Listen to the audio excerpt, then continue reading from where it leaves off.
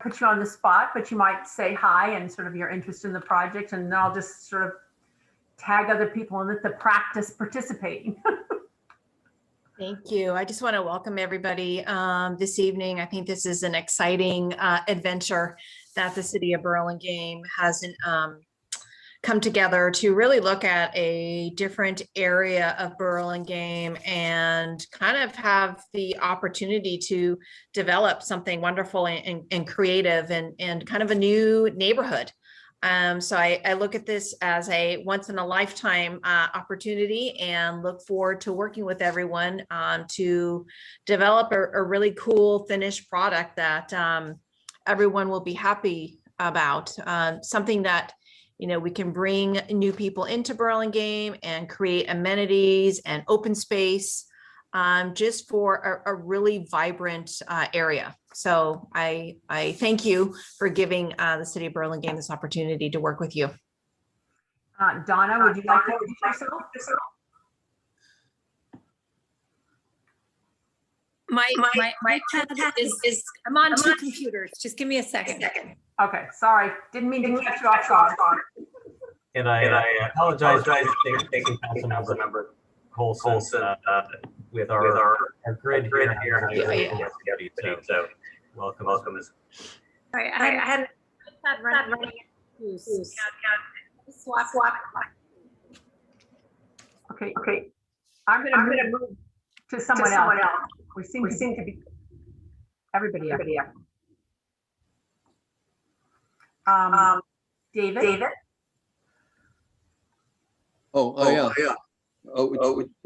Which David? Well, David Crabb. Okay.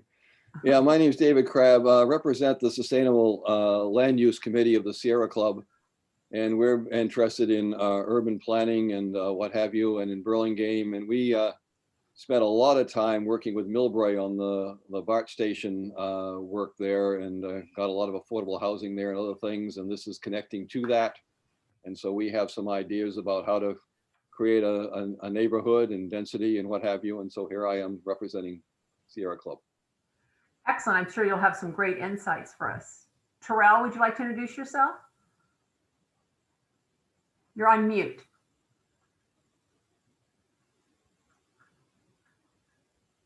It's a little red thing with a microphone. Can you hear me? Yes, you can. Thank you. Yes, I'm a property owner on Rollins Road, and I've been involved with the Guitar Chocolate Company, and we have a offshoot properties that we own called G&T Properties that are adjacent to the Guitar Chocolate Company. We located down here in Burlingame in 1955. That's when the chocolate company moved from San Francisco. So I'm interested in what you have to say and the development on the area where I own property. Well, I'm really glad to hear you are very beloved use in the North Rollins area. Often talked about the wonderful chocolate smells and the benefit to the community. So thank you for joining us. And Jadine, am I saying that right?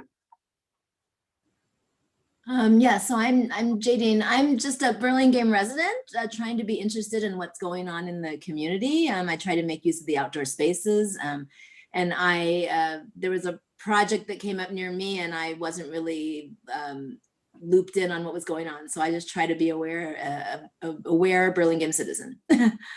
Well, thank you. And you're not just, you are a Burlingame citizen, and that's fantastic that you're civically participating. We love it very much. So we're going to run through a brief presentation of some of the efforts to date, and then basically kind of come back to you and sort of lead a group discussion of some of the things we're sharing with you. So with that, I'm going to ask Casey to bring us back into the presentation, and I'll see you again in a little bit. Okay, wait, I need you. Okay. Next slide, Pat. So tonight is the purpose of the meeting tonight is to update the community on the project status, like where we are, and to solicit your input on sort of a menu of some proposed conceptual alternatives to give us direction on that. Next slide.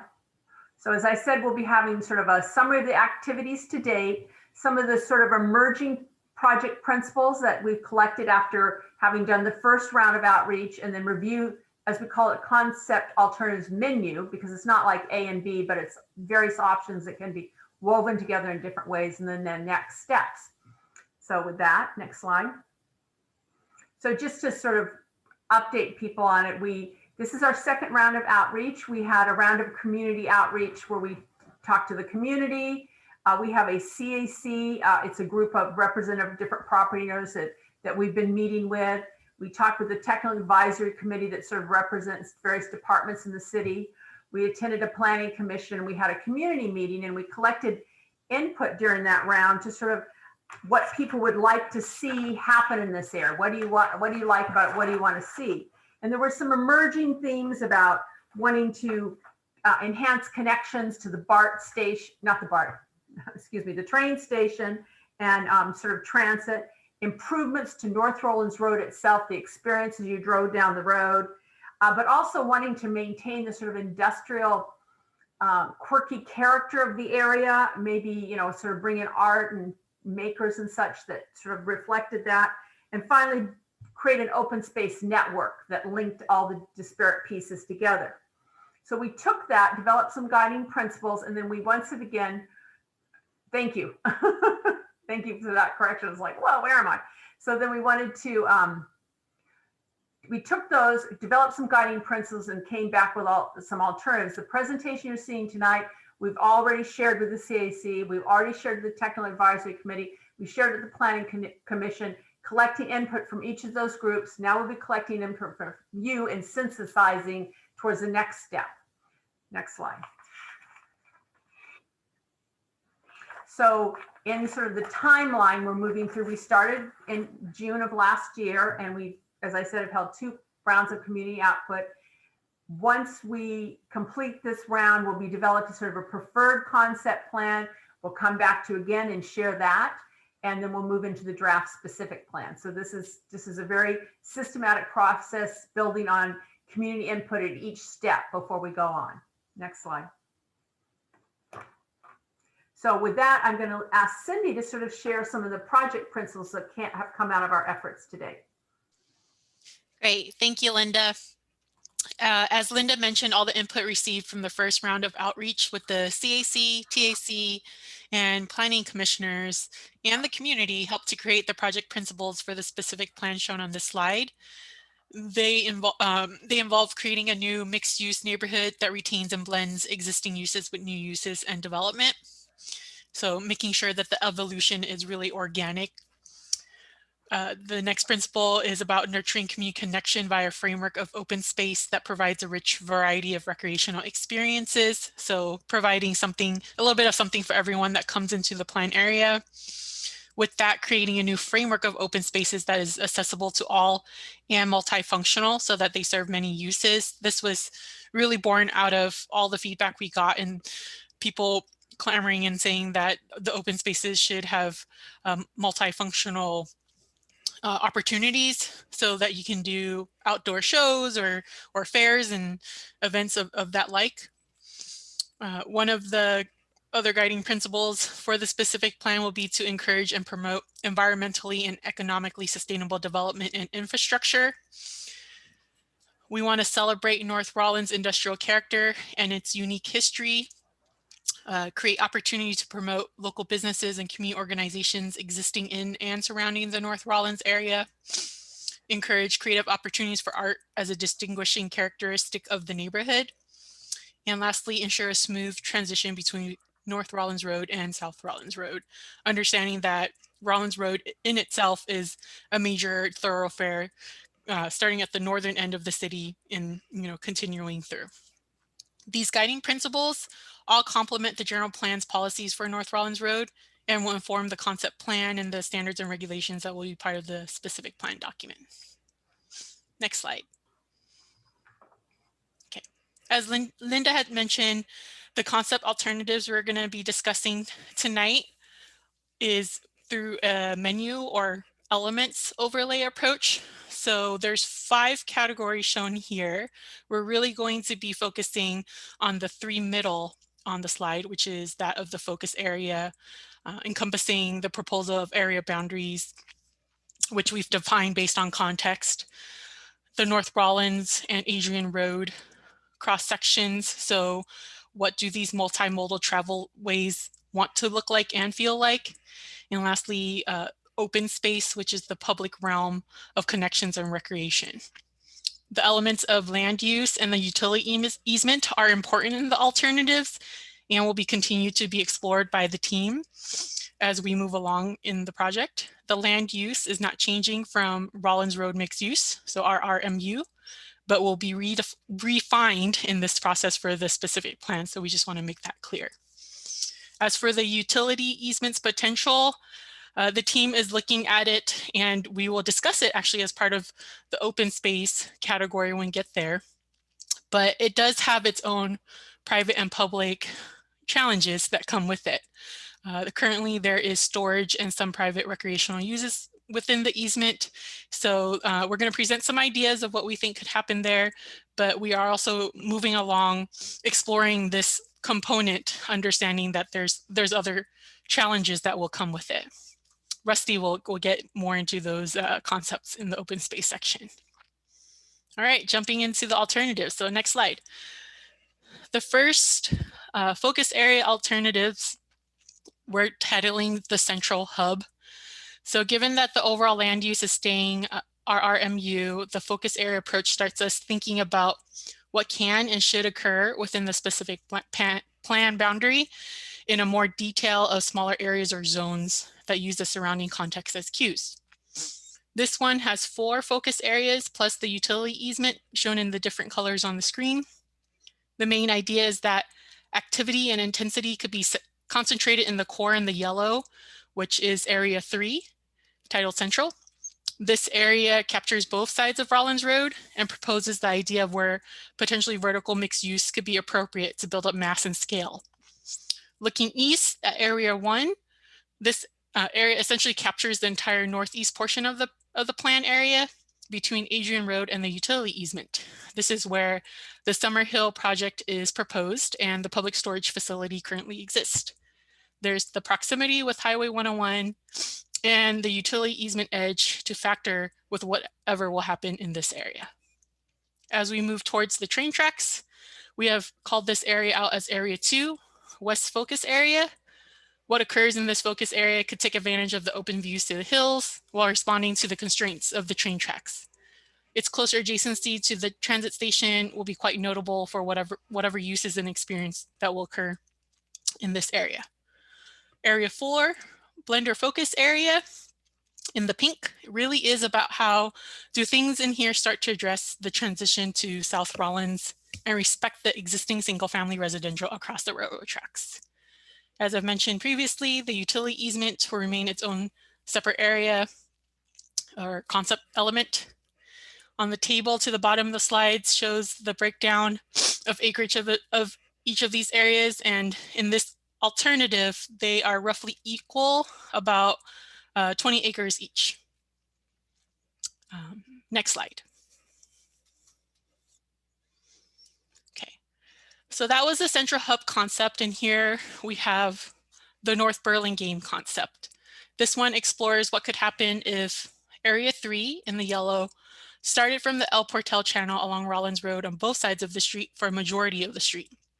The idea here is that the experience along Rollins Road expands a longer stretch, creating a gateway for Burlingame at the northern edge of the city.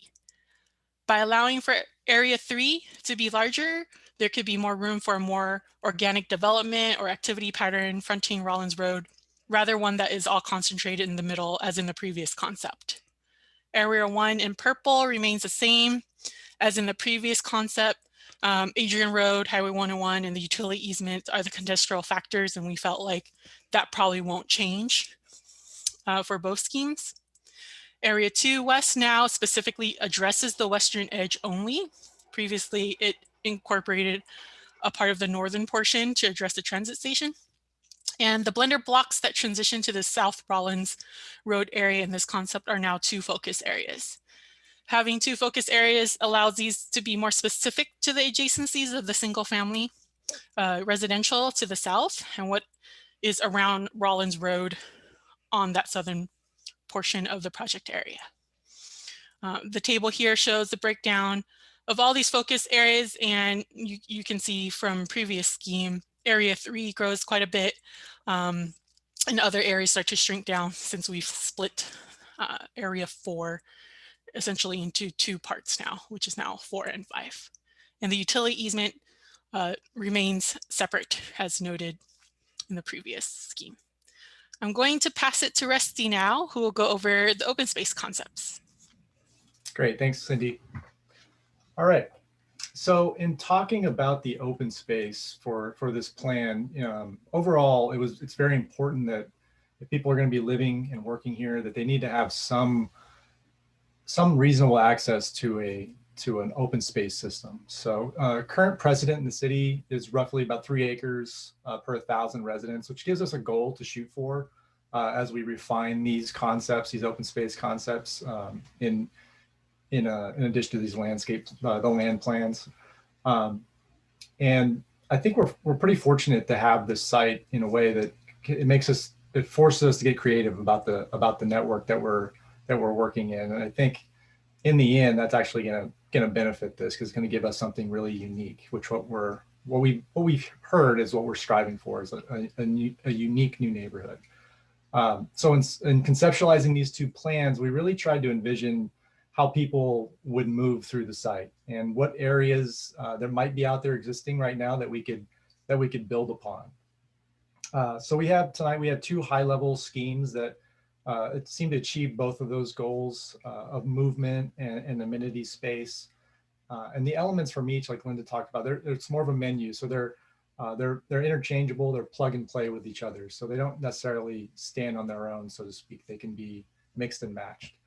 The first concept we're looking at right now, we're calling it the linear park concept. It really puts a lot of focus on that utility easement that runs down the center. It really turns that area into a green system that pedestrians can use to move through the site. This scheme puts less pedestrian emphasis on the Rollins Road right away itself, and it really encourages people to use the edges with paseos between the blocks, smaller green connections from Rollins Road in between the parcels, and really focuses a lot of the open space on that utility easement. And we have some sort of a gateway element at either end of the road to really signify that you're entering into a new neighborhood, and it kind of brands it at both ends. So that's a big overview for the linear park concept. So we can go to the next one. So this is the cluster park concept. So this concept kind of flips it and really puts the emphasis more on Rollins Road itself, using it as the main artery for people and bikes to travel around the site. So this concept does use the utility easement, just to a lesser degree. And I think this could allow for a more organic feel amongst that area. So it's not just one big block of green. There could be pockets of green that could narrow down, and different uses can go on there. But it could still function as a usable space. And we picked up on the park cluster concept from the parks master plan. We identified areas that would be about a 5-minute walk from one another. That's the circles we see here. So the two solid black circles are already open spaces that are planned, that are in the works, going to be going in. And the dash circles are 2 open spaces that we envision that could kind of start to connect those dots. We were thinking that these could be small pocket parks. They could have different amenities. So they'd all add up to be one large open space experience. If you pictured each of these green areas having different amenities, and you could walk to them in a fairly short amount of time, they could start to build and feel like one large open space system. And then, similar to the previous concept, we would also have gateways on this one as well, kind of bookending Rollins Road, signifying that you're entering into a new district. So those are the two overviews of the landscape concepts, the open space concepts. So with that, I'll turn it over to Mike Mowry from Kimley Horn to go over some of the street sections. Thank you, Rusty. And so I want to talk about, as we looked at Rollins Road and Adrian Road, what they may look like in the specific plan concepts, and based on some feedback that we received. So what you're seeing on the screen, and I know it's small, but I'll describe it for those that aren't familiar with kind of a section. So imagine if you were to cut a quick saw cut in Rollins Road, and then you're looking towards the BART station. So you're looking north. That's generally the orientation of each of these. For Rollins Road, we've imagined 4 alternatives as options for the corridor. And what I would say is this uses the existing public right-of-way between back of sidewalk and back of sidewalk that exists today. What you'll also see in some of these images is just on the edges of each of these alternatives, we've noted that those walking areas could be slightly larger if the adjacent property owner were to add additional sidewalk area as part of a public access area. So going into the first alternative, and I guess, sorry, to step back one more time, is what we did here throughout this process is to start to really transition Rollins Road as the main connector for the area to be more than just a vehicular pathway. So we really are focused on adding pedestrian and bicycle access and safely, as well as some landscaping and greenery to Rollins Road that exists only in part today. So alternative 1 is a shared use path. What you're seeing is bicyclists and pedestrians would share a 12-foot wide area on the west side of Rollins Road. Generally, when we've had a dedicated facility for one of those modes, we've shown a bias to that on the west side. And that is to connect ultimately with the Millbury BART station on the north end of the corridor, which a cyclist or pedestrian would generally follow through the corridor, connect with Adrian Road, and then likely take the underpass of Millbury Avenue that's available on Adrian Road. We have planning on both sides, and then we are retaining the parking. That is something we've heard throughout the process. Right now, the property owners would like to retain on-street parking. I'll say that that is a little bit customizable block by block because of what this cross-section would allow. So if there's certain blocks that the adjacent property owner would like to do something different, then the streetscape itself could be a little bit wider in each of these alternatives. The main piece of each of these is that Rollins Road today has 2 vehicular lanes in each direction, and this is a road diet on Rollins Road to now make 1 through lane in each direction and 1 center shared turn lane. So that turn lane can be used to each of the driveways in each of the side streets to access those locations. Alternative 2, which is the lower left alternative, is the bike lane alternative. So a standard bike lane, unfortunately, we don't have enough width to add the protected area, which tends to be a diagonal hatch between the bikes and the travel lanes, and then dedicated sidewalks and the 3 travel lanes noted before. Alternative 3 is a bike route with a Sharrow application. So you've likely seen those around the peninsula and around town now. This is where the cycle legend with 3 arrows above it, 3 chevrons above it are on the roadway, and bikes share the lane with the vehicles, but it does add additional notification for drivers to share the road. And then the last alternative is what's shown as a type 4 bikeway. Some people also may have heard the term cycle track. This is a 2-way dedicated bike facility. It's shown in purple on the diagram. Again, having a bias on the west side, ultimately connecting to the Millbury BART on the north end. It would be cyclists in both areas. It would be cycling only. Pedestrians would be on the adjacent sidewalks on either side of the street. And this would have a raised curb between the cycling area and on-street parking, which is what you're seeing between the purple area and the orange area.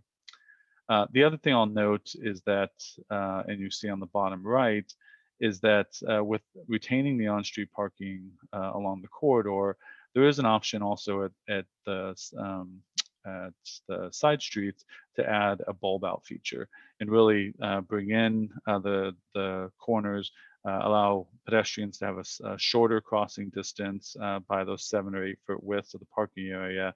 And what you end up doing is just losing half a space or 1 parking space at the corners, but provides a lot more safety for pedestrians to cross east to west or west to east Rollins Road. We move to next slide, please. Thank you. And then when we looked at Adrian, today Adrian Road has on-street parking on the west side, and then 2 travel lanes and a relatively narrow sidewalk also on the west side. The east side that borders 101, it has some planting and some trees, although inconsistently, and then a fence separating the city roadway from the Caltrans roadway. So what you'll see here is on alternative 1, a potential to add bike facilities along Adrian Road, strengthening that planting edge along the Caltrans right-of-way. Alternative 2, retaining the on-street parking, but adding the sharrows, so the shared lane for bicycles and vehicles.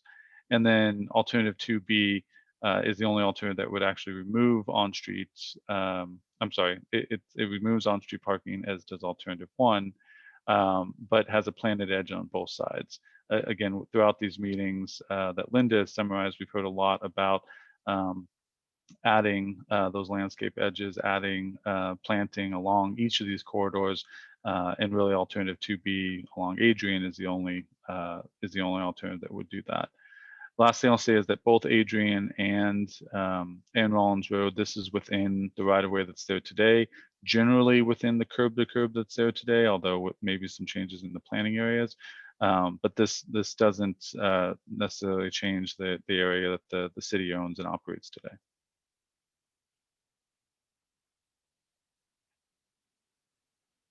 Linda, I think it's back to you.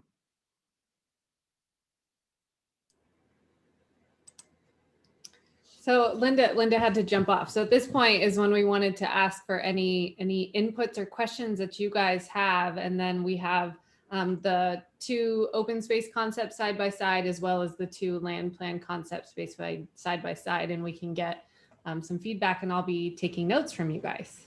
Yeah, so we could start with general questions about anything that was presented. And then if there's no general questions, we'll jump into, as Casey mentioned, feedback and input about all the elements that were shown. You can, okay, great. David. Yes, let me unmute myself. Excuse me. Yeah, I, from Sierra Club's point of view, we were concerned when this first came up that it sounded first, well, we're just going to put a bunch of density there and not really plan our full neighborhood. But it sounds like you guys are on the right track for that, so I appreciate that. I think what you're about is certainly what we're about, is that if it's going to be a true neighborhood, it needs to have some kind of a center to it, or a major feature to it, which could be your open spaces.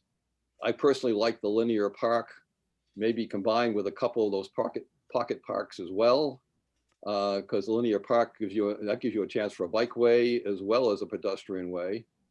And so we like that approach of trying to get some open space or some kind of a center to it. You talked about mixed use a little bit. I don't know, you haven't really talked about mixed use on this discussion, and I don't know how much you have in mind in terms of, some small shops or something, or other coffee shops, small groceries, convenience stores, or what have you. That obviously makes a neighborhood. So we might get your feedback on that. And then otherwise, on the street cross sections, we are definitely against any type 3 bike lane.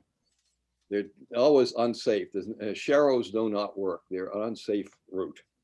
And on Rollins Road, I prefer that type 4, the protected bike lane. And it sounded like you're not losing either the parking or the driving. It's just reconfiguring it a little bit. So that would be a protected bike lane, which would be nice. And continuing on with the roads, one of the things that Sierra Club, Sustainable Land Use Committee, has really been pushing is what we call sustainable green streets. And it sounds like you're heading somewhat in that direction in terms of trying to landscape the streets with street trees and so on, but it would also include green infrastructure for street drainage and so on. And there wasn't any mention of that being included in your street designs. And that type 4, that alternate 4 with the little 3-foot curb on the side there is a potential for a nice little swale, drainage swale or something you could work on off of Rollins Road. So that would be kind of a nice thing to do. And let's see, anything else here? Anything in that area, if you really want it to be a neighborhood, you have to give pedestrians priority, which means if you do any sidewalks or whatever, you need to make wide sidewalks and interesting sidewalks and sidewalks that have things that people are interested in, storefronts or parks or furniture or something that's going to keep them interested. I've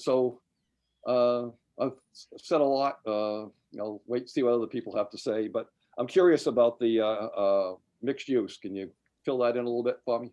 Yeah, sure. Thanks, David. And appreciate Mayor O'Brien and Councilmember Colson's comments in the chat.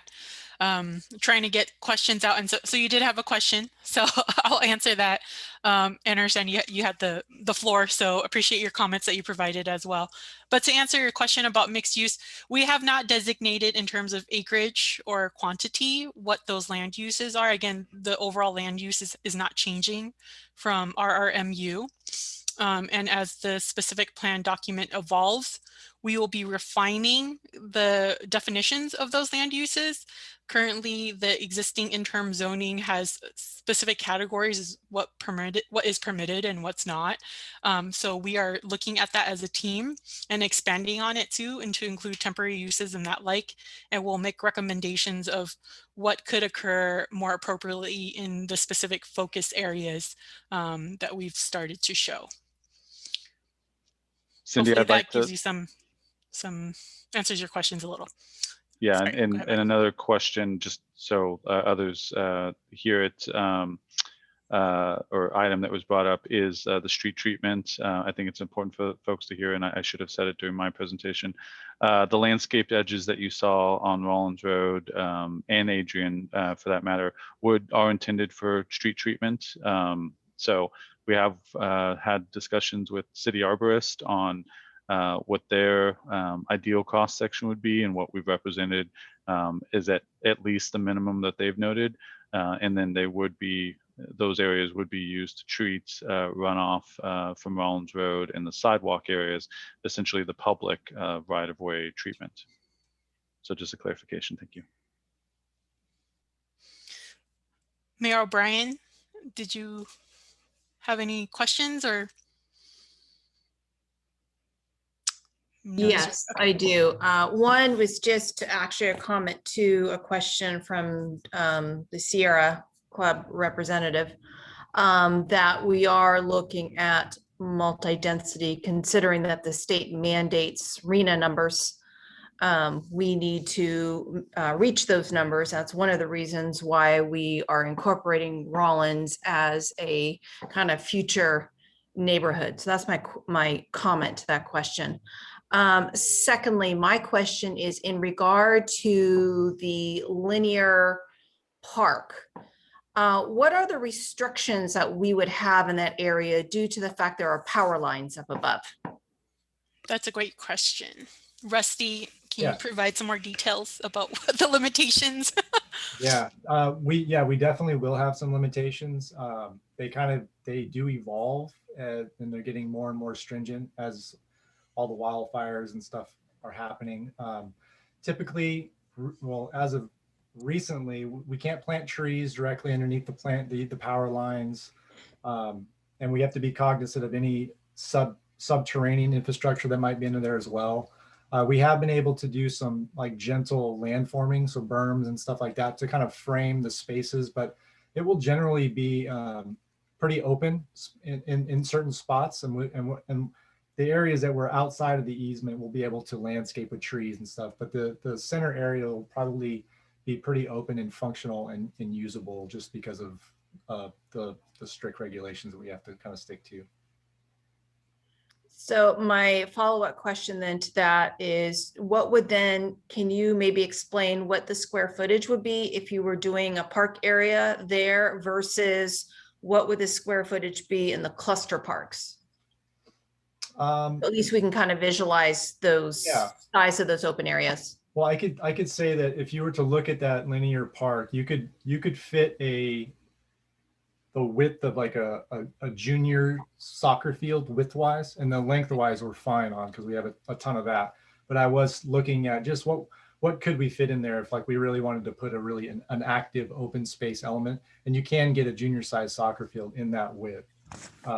So that kind of gives you a little bit of a framework. I'm not exactly sure off the top of my head how big those two already approved open space elements are on Ingold and Adrian Court. They're not very big. I'd say maybe 1/4 acre if I had to guess. But I think when we start to get into it, we start looking at, okay, how big is a half-court basketball and, you know, a dog park and kind of all these different amenities, and they all start to kind of add up to be one big plan in total. But yeah, it's definitely something we're going to start looking at very soon of like, what can we get in here? So thank you. Mm-hmm. And Council Member Colson. Thank you. So continuing on with the mayor's comments and questions around the linear park, I do want to be really clear that the city doesn't own that land, and we would have to probably eminent domain it and purchase it. And, you know, so if that were to occur, I would say you'd have to have like a 20 or 30-year plan, because we, you know, have a lot of capital needs, and acquiring that would be very, you know, expensive and difficult. I also want to point out that our citizens and the mayor and I both can attest that we have had a lot of concerns just around installing small cell towers in our town. And so to tell residents you're going to build a soccer field underneath electrical lines may not be a super popular situation. And then, you know, I just want to make sure we understand with this linear park that I grew up next to a linear park underneath power lines, and on 2 occasions, kids flew kites into the power lines and electrocuted themselves and died. So I think there are risks that go around that. And I don't mean to be like, I don't want to sound definitively against it, but before we, you know, make it sound to the public like this is actually a really feasible thing, I think we, you know, would have to understand the costs and the realities. I also know they don't like water under the electrical lines as well. So you can't have any water features or anything like that. So I don't mean to be Debbie Downer, but I'm just pointing out the realities of operating under the electrical lines. Thank you. No, it's good to be aware of all the concerns. And definitely one of the things that we've been examining is, how do you make it, if we were to use that space, make it a cohesive, well thought out area, considering that multiple people currently own it. It's a patchwork, right? Like as you mentioned. Yeah, yes. And I think you really have to put in there not just those adjectives, but also safe. You know, safe, and the community would have to really be comfortable that, you know, I mean, again, we get 100 emails when they're going to put a small 5G tower, you know, from every resident in the neighborhood. And I just warn you that, you know, there probably won't be a lot of popular support around putting a lot of city funding into that kind of situation. But maybe the Sierra Club would fund it for us. See Dave smiling, thumbs up. All right. do we have any other questions at this moment?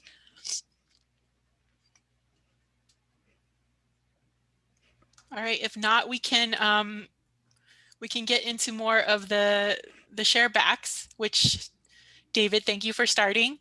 So this is the portion where we're really looking for everyone's input, thoughts, and it could come in the form of questions too. It helps the team, even if your comments come in forms of questions that help challenge us to consider different options, right? Or different ways of mixing things together, elements together to come up with a preferred option at the end. So on the screen is to help you think about feedback. If you need some help, is as the area evolves, you know, massing and scale are important components. Do you have any thoughts on how tall the buildings you feel would want to look like? Obviously, this comes in with the conversation of density that Mayor O'Brien had brought up, right? But we don't want to dismiss the fact that buildings have a physical, you know, expression onto the public realm and how people feel in those spaces. What are the setbacks? How and where should people move? Cars, all things in the area. What are the uses and experience you would like to see? So just some prompts to help you with the feedback if you need some. And we can move around any way anyone wants to go. We could start talking some more about the open space concepts, which has already begun.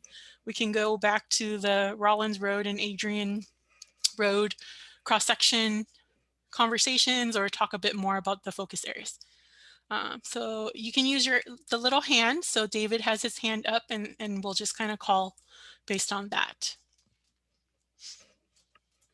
David, do you want to unmute yourself? Okay.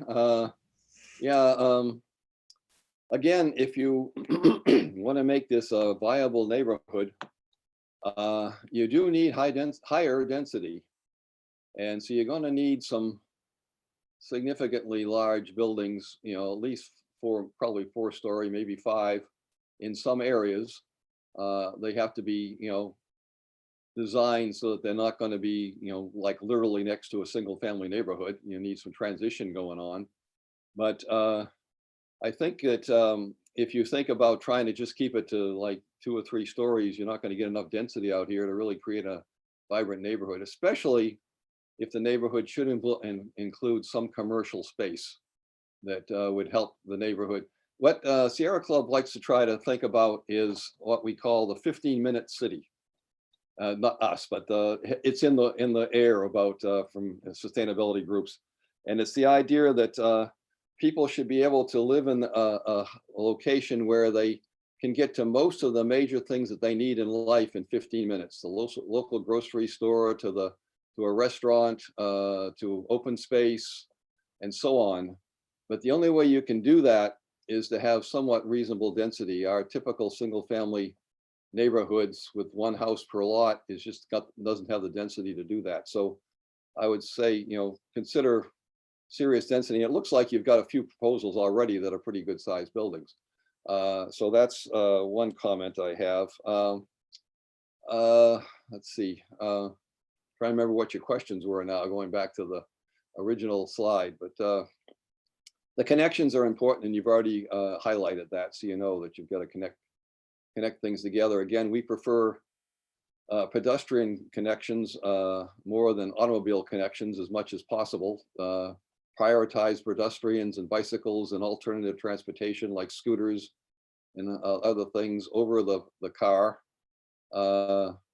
You know, the 2 main roads, maybe not so, but in any of the smaller streets that might be between the buildings, we certainly should be, you know, people should be comfortable walking on the street, not worrying about cars going by and the pollution from cars.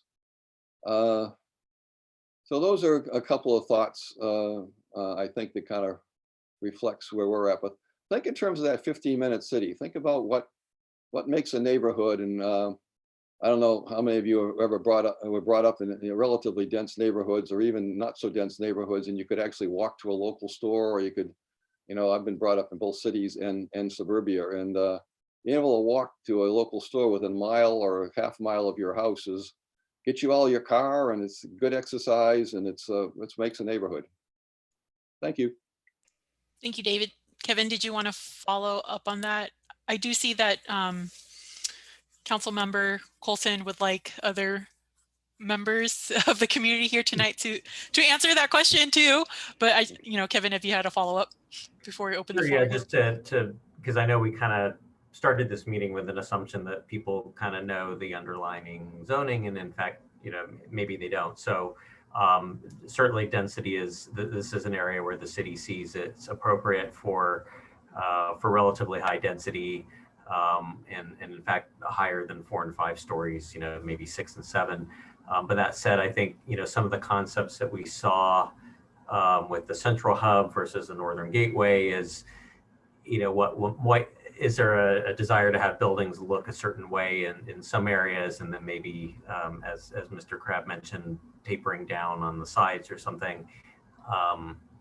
And then also I just want to kind of add that so far we've had a couple of development projects that have been approved, and both of them do have ground floor retail, so that is important to this neighborhood. And I think we all know retail is kind of tenuous in general, but neighborhoods still need it. So the idea is probably it is the smaller scale kind of retail that would support the immediate needs of the neighborhood, as well as the existing commercial users that are there. I know right now they just have kind of food trucks and such, and I'm sure they'd probably like some additional commercial development as well.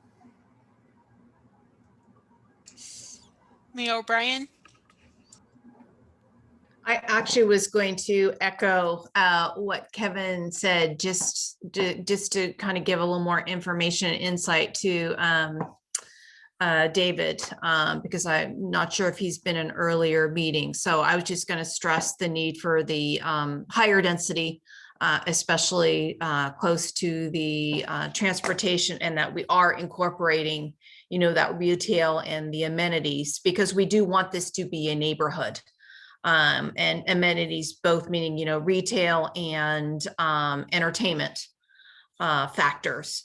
Also, I think it's important to, when we're looking at, what type of residential are we looking at, it would be kind of nice to incorporate live work options, so that, people that, let's say, maybe artists or entrepreneurs can be able to incorporate that with their living quarters.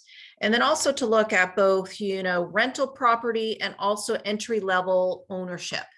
I think this is a good area that we can provide those opportunities. When we were talking about open space, I would be more apt for the cluster parks because it's similar to our neighborhood parks in the rest of the city.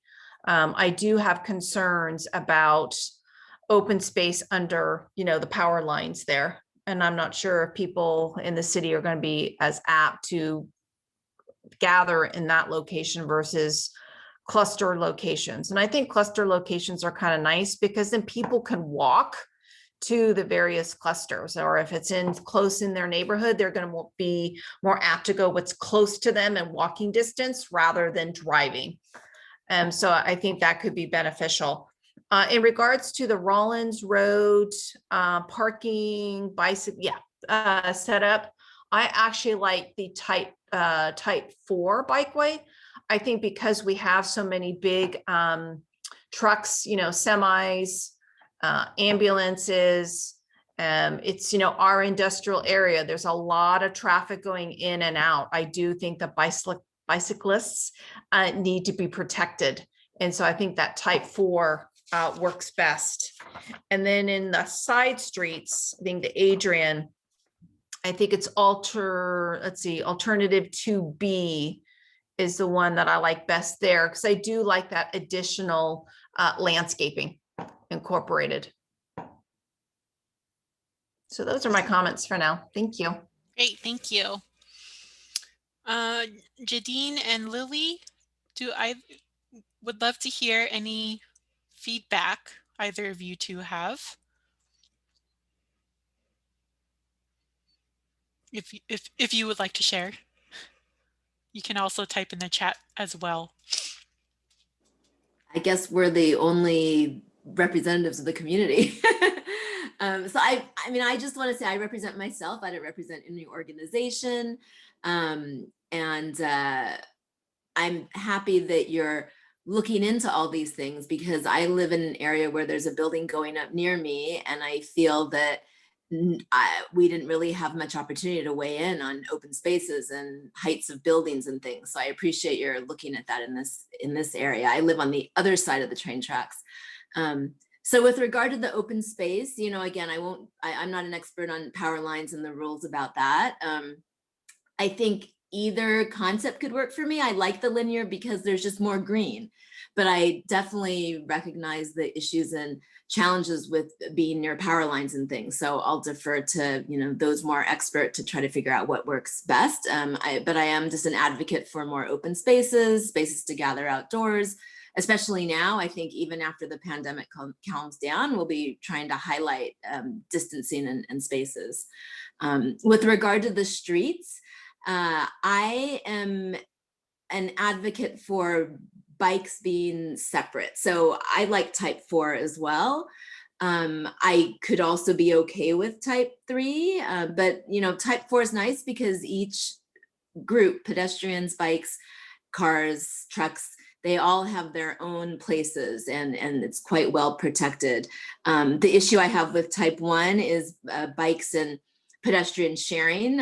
Some people on bikes aren't as considerate. And I was walking this last weekend in another town, and there was this group with bikes and a child with a bike, and they were all on the sidewalk. And we just were worried we were going to be run over. And so I don't really like to share the sidewalk with bikes. But on the other hand, I definitely recognize the challenges. I don't like the sharrows at all. I agree with David, because I don't think cars like it because they have to worry about the bikes and going around the bikes. And I don't think the bikes like it because they don't feel as safe. So I'm definitely not a sharrow fan for a bigger road. Now for the other one, for the Adrian or the side roads, I guess it depends on the level of traffic, and I don't go there enough to really know.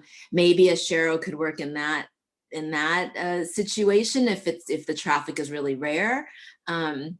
But in general, I'm not a sharrow fan. There are some near me, and it always makes me nervous. You know, I feel like I cross over the road to give bikes a wide berth, but then I'm really on the wrong side of the street. And those are my general thoughts. Definitely pay attention to height of buildings. I'm quite upset that there's a building that's going to go up near me and it's going to block my view and my son. So thank you for paying attention to that. Thank you. Those are really great comments, Jadine.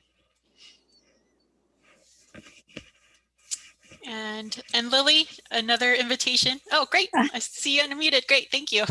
Yeah, I'm just curious about the density. Sorry, I kind of joined late and I missed the first meeting, so I'm trying to catch up on everything. But I guess at first I thought the heights of the buildings were only going to be like 2 or 3 stories, and now you're talking about 6 or 7 stories, because there's already going to be all that construction on the BART side across Millbrae Ave. And I'm just worried about the traffic congestion if it gets that dense with this new project. So I'm just wondering what's kind of the thinking behind that level of density for this project. Well, I can speak to that if you want, and I'm sure the mayor can too. But the notion with this is that it's transit-oriented development, and so when you build this close to a BART and a Caltrain and a bus station and even a freeway, you know, people are able to leave their cars at home, or in many cases, they only have one car, and they'll, you know, so you end up actually, it seems very counterintuitive, I know, but you end up actually with less traffic on the road because you've built more around transit and public transit. And for example, the Bay Area MTC just came out and said, you know, within the next 10 years, every company in San Francisco and the Bay Area has to get 60% of their workforce out of cars. And so, there's actually more restrictions coming in around car use. So these should be attractive apartments for people who want to bike and walk and take public transit. So they're mainly going to be apartments as opposed to like condos, townhouses? I'd love more condos, and we've zoned for both condos and apartments. They can build anything, and I know the mayor and I both want more. We'd love more, especially entry-level housing. But and maybe we can put some incentives together for that kind of building. But at this point, the buildings that are going up are mixed use and are apartments, rentals. Okay. Yeah, and Lily, just to give you some background, so the way the specific plan document will evolve will be that there will be ranges, identified of right now with the interim zoning, what's allowed. It's allowing quite a high density. I think Councilmember Colson, you have written in the chat 140 dwelling units an acre, and it's coming right now with a tiered development approach, which means if someone proposes a development and they want to go to the uppermost tier, there's certain community benefits and other things that they would need to meet. And so the team is looking at if you want to kind of max out at those upper tiers, what additional benefits would be provided to the community to offset concerns about open space, parking, and things like that. And I can just give you examples of other communities I've worked with is with traffic concerns, right? We are near a transit station. So the idea and the goal is that people will utilize the transit station and walk to their locations, and providing mixed use would mean people, don't need to get in their cars or their vehicles to do what they need to do. But additionally, a lot of the new projects might come in with transit demand management programs. So whether offering their new residents bus passes, BART passes, other things to incentivize people not to use their car are other tools that will be identified and looked at as we evolve the plan. And just to talk about housing typologies, Mayor O'Brien, you brought this up, and it's definitely in the intent, right, from the city and the general plan to make sure that you provide housing affordability across all ranges. So we've worked, KDGY has worked on multiple projects that can accommodate what people may want more as family units, but in a denser configuration, right? And those can look anywhere between 3-story, 4-story townhome types, right? And into larger buildings, such as the 2 projects that are being proposed by Summer Hill, which I think are 7 stories right now, because they have a parking garage with apartments above. So providing a variety of housing options so that you can get different people, different communities with all different types of living arrangements and housing income, into the area will be really important. Okay, thank you. Mm-hmm. Also, I think we may start seeing more ownership housing in the future. The market in recent years has been very much development has been for rental apartments, because that's just kind of where the market's been in the financing.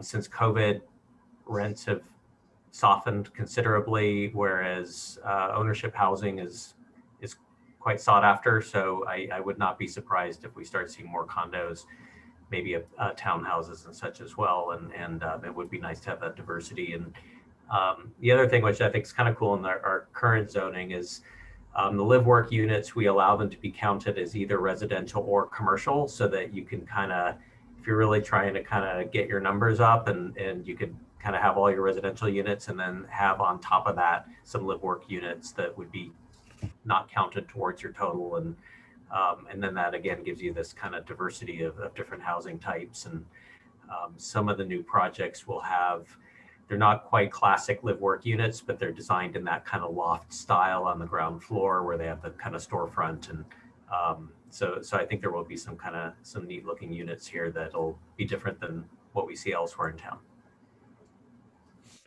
And for scale, to follow up on what was noted for transit-oriented development, on the graph on the screen, Ingold Road is just at the end of the yellow area. It's the text at that area in both graphics.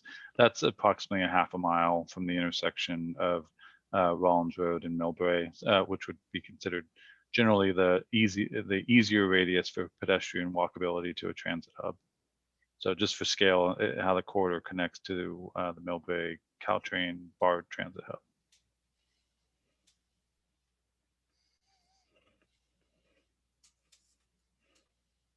Can I ask the attendees if they have a preference for the central hub or the North Burlingame Gateway? I think I know what Anna and I have kind of leaned toward, but I'd be interested in Lily and Jardine to say what they thought. You know, as I mentioned, I kind of joined all this late, so I'm not sure what you mean by that. If you could give me a brief summary.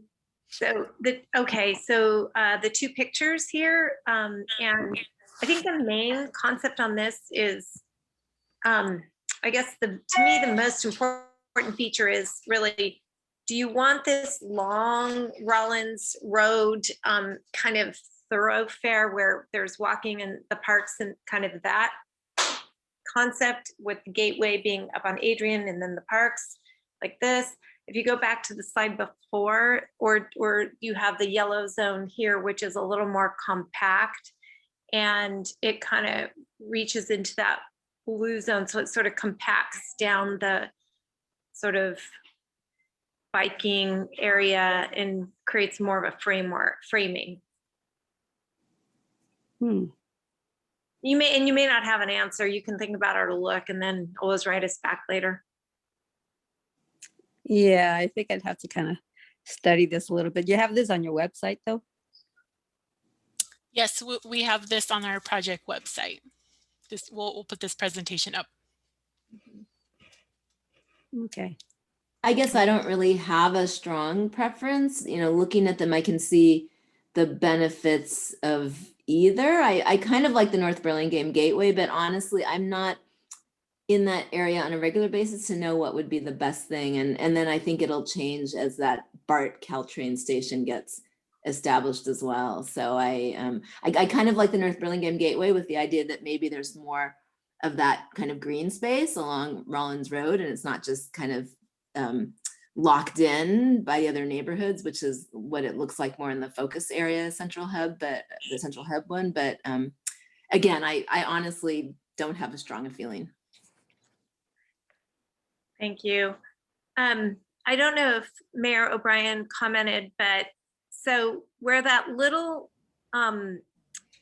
finger on the orange is at the very end where it parks right into Rollins Road. So I don't own it anymore, but for years I owned the business that's that little building right there. So I spent a lot of time kind of up in that area.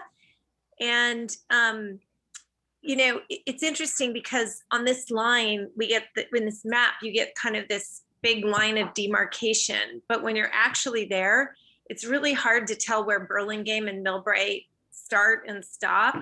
And so in a funny way, Millbrae Avenue is really kind of the entrance into the neighborhood.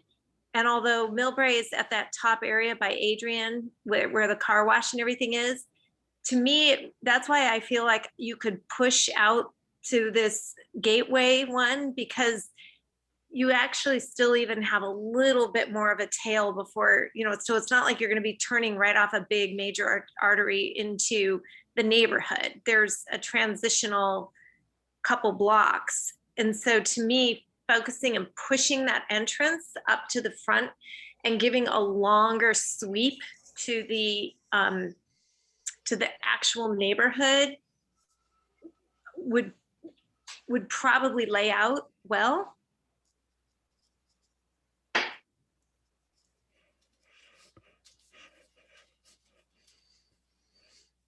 Yeah, I want to point out that when we had this this conversation with the planning commissioners, I forget which one who mentioned it, but he basically said he'd rather not see lines drawn around focus areas. Very valid point, because you don't physically see it when you're out there, right? Like there's not going to be a line painted on the ground that says this is, and so the purpose of this was just to help our team start to think about, yes, where can we start to focus maybe some areas of activity?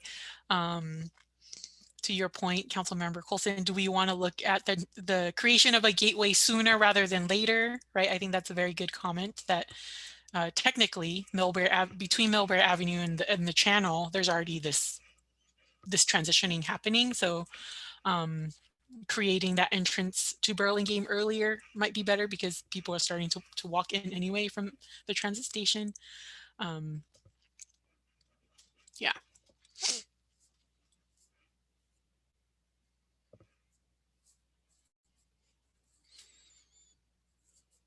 We typically don't get a lot of comments on the focus areas, because I think it's a little trickier for people to visualize than street scenes and park spaces, which is all fine. But these have been really great comments. So, okay, well, we do have more time, but I want to be respectful of everyone's time. And if there are no other comments or questions, we can adjourn this meeting a little early today. I've put in the project website in the chat. So if you want to go onto the project website, we'll have this presentation up, and there's already some FAQs. We're going to update that as well in the upcoming week. And that's where you can find all the relevant information for this project. Tell your friends, tell your other neighbors and community members to take a look too. And there is contact information on that website. If something you thought about, comes up later on and you want to share, please do reach out to us. We're always looking for feedback and input. Cindy, I just think you guys are doing a really good job on this. You're doing a nice job. And I want to thank Cindy, Mike, and Rusty, the whole team here, and our staff. I know there's not a lot of community participation. I don't want you to get discouraged about that. I think if you were going on the wrong track, there would be a lot of community participation. So sometimes I think when people see things moving in a way that is good and looks right, they're a little less apt to show up and kind of just leave it in the hands of. And I do want to thank, Jadine and Lily. I think, maybe you weren't prepared to be put on the spot necessarily in this meeting. And this has really been almost more like a focus group, which has been great, because we really value your input and you're thinking about all the different things. So really grateful that you were able to join us tonight and kind of give us more things to think about as we start doing the plan. Yeah, I would also like to thank everyone too. We've had, multiple meetings, and the input from people has been quite informative and creative. And I really appreciate, anyone, bringing their thoughts into these forums. Great. Yes. Thanks for sharing all the great information. I'll definitely check out the website. Thanks for posting that.